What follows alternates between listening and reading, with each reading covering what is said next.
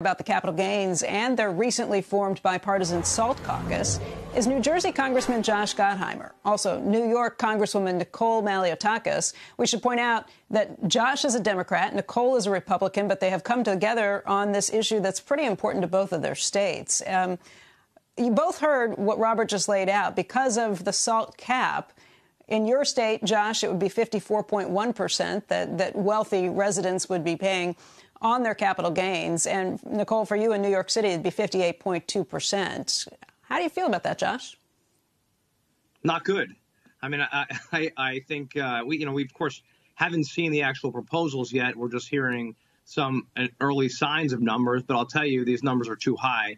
As we've talked about before, Becky, given how high taxes are and how hard we've been hit post what they did to gut salt in states like mine and Nicole's, it's just brutal, and we need to look for ways to actually make things more affordable.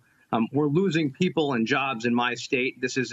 SALT is an issue that's really hit the middle class very hard in my district, given the fact that in Bergen County, the average property tax is $15,000. You look at other states like Alabama, it's $500. So you understand why states like ours have been hit so hard and families hit so hard. So the idea of raising taxes more just doesn't make any sense to me.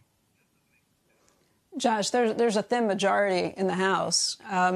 Would you vote for this proposal to take those higher taxes, like we're hearing, if this is the proposal? Granted, this is just a proposal at this point, but would you vote for this? Would you support this if SALT was not reinstated?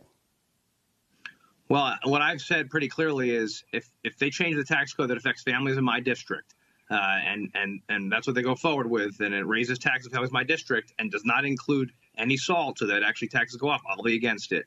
I have to see this proposal. I try to actually see a proposal before I comment fully. But I'll just tell you these kind of numbers and the numbers that were just reported of how it would affect my state would have huge damage to jobs and families in my state and is very, very concerning.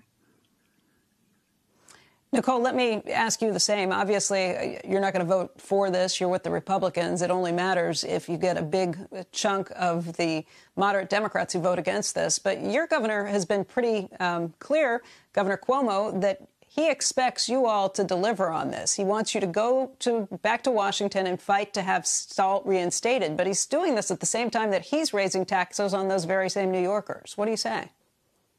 Yeah, and that's the hypocrisy. We certainly want to see the SALT restored. It is incredibly important to the people that live in my district of Staten Island and southern Brooklyn. They have seen their property tax increased by Mayor de Blasio well over 50% since he's been in office. So it is critically important, but it is not a license for our mayor and our governor to continue raising taxes. And that is the concern here. New York City is the only municipality in the state of New York that does not have a property tax cap. As a state legislator, I've been pushing and pushing for that. And now as a member of Congress, what I can do is provide relief to that middle class by reinstating SALT. And it is important. $26 billion over New York pays to the federal government more than it gets back. The average state gets back about $1.21. We get back about 90 cents for every dollar that we give the federal government. So it is critically important. But I am concerned also about the tax increases that you mentioned, which certainly stymie investment at a time where we need private sector investment to get out of get America back on track. And so we don't want to discourage that. And that's something that we have to be looking at and be thoughtful about as well.